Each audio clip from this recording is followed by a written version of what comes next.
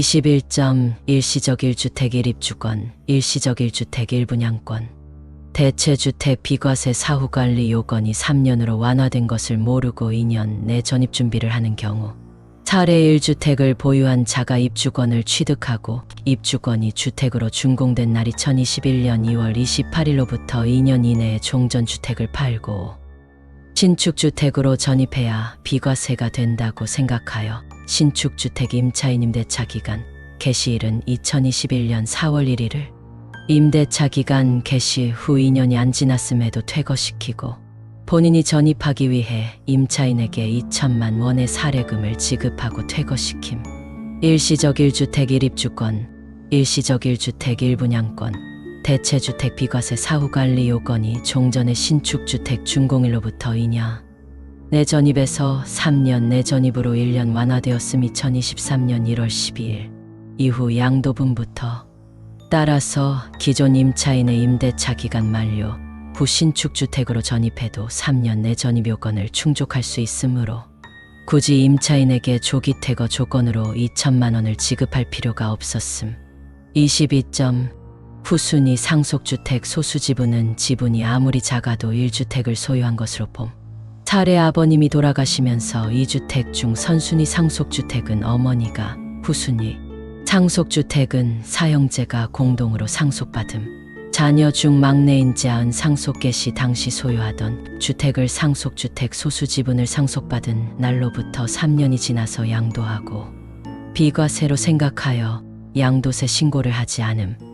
일반 주택을 보유한 자가 주택을 공동으로 상속받으면서 그중 소수 지분자 지분이 가장 큰 자가 아닌 자, 동일 지분으로 상속받은 경우 상속주택에 거주하지 않거나 연장자가 아니면 소수 지분자에 해당할 경우 상속주택 소수 지분은 주택수에서 제외되므로 일반 주택은 비과세가 적용되나 상속주택이 여러 채인 경우 선순위 상속주택 보유기간이 가장 긴 상속주택의 소수지분만 주택수에서 제외되고 후순위 상속주택의 소수지분은 주택수에서 제외되지 않음.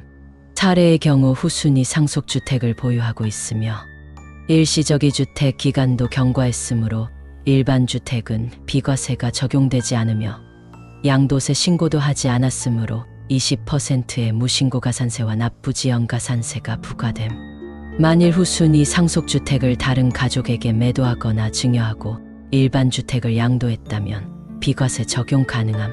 23점 이형제가 2주택을 공동으로 상속받는 것보다 각자 1주택을 상속받는 것이 유리. 차례 각자 1주택을 보유한 남매 각자 결혼과 부모의 사망으로 2주택을 상속받으면서 2주택 모두 공동상속을 받음.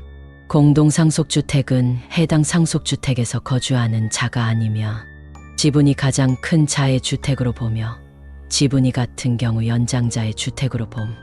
차례의 경우 공동상속주택 두 채는 연장자인 오빠의 주택으로 보며 이 경우 오빠는 기존 주택을 양도할 때 비과세가 적용되지 않은 상속주택이 여러 채인 경우 선순위 상속주택 한 채만 상속 개시 당시 보유 중인 일반 주택의 비과세 여부를 판단할 때 주택수에서 제외됨. 차례의 경우 여동생도 기존 주택을 매도할 때 비과세가 적용되지 않은 여동생은 상속주택의 소수지분자이며 소수지분자라도 선순위 상속주택만 주택수에서 제외되고 후순위 상속주택은 주택수에서 제외되지 않음. 차례의 경우 각자 1주택씩 상속 오빠 선순위, 동생 후순위를 받을 경우 오빠는 상속주택 외 일반 주택을 언제 팔더라도 비과세가 적용되며 소득령 155조 2항의 상속주택 특례, 후순위 상속주택을 상속받은 동생은 상속주택 특례는 적용받을 수 없지만 주택을 상속으로 취득한 날로부터 3년 이내에 종전주택을 처분하면 일시적 2주택 비과세는 적용받을 수 있음.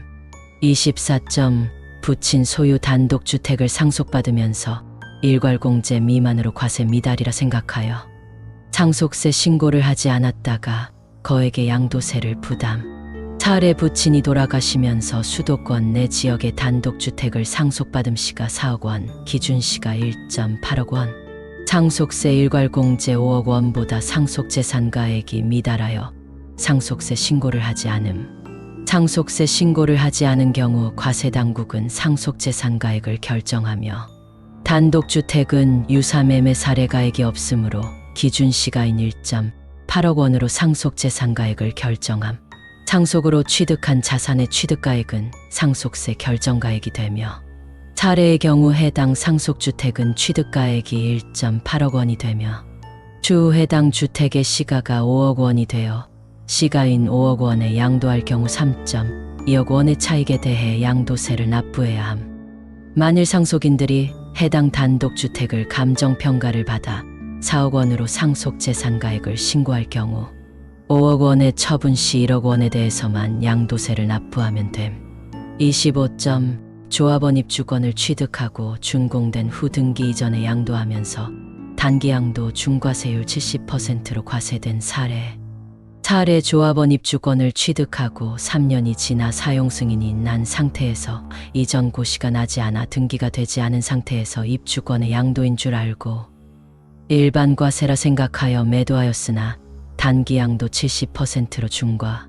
조합원 입주권으로 취득하는 주택의 취득일은 준공일 사용 승인일, 너트 등기 접수일이며 재개발, 재건축 지역의 주택은 이전 고시가 나야 등기 이전이 이루어지므로 등기 이전은 준공 후 빠르면 6개월에서 늦으면 2년까지 걸리는 경우가 많음.